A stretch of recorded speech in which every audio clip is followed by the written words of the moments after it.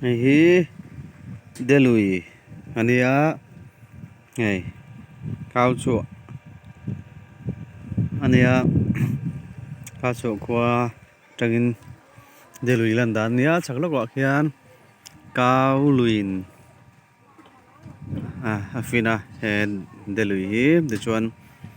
khianin lui pahnih hay fin ta ne chu chuan cao chuan na lui ni na kha hlo ta delui ni ta ni hay cao chu khuwa inan tlan ber ani a in bol nan te tui choi nan te yan thenin tui kholin an pam top pa achak deuh khian GSB te balu te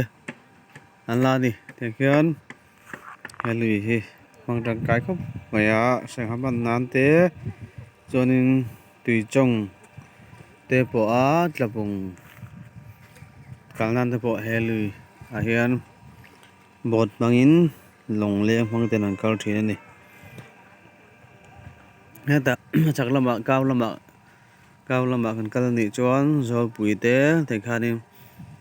chak zela tui sen bolia thlengin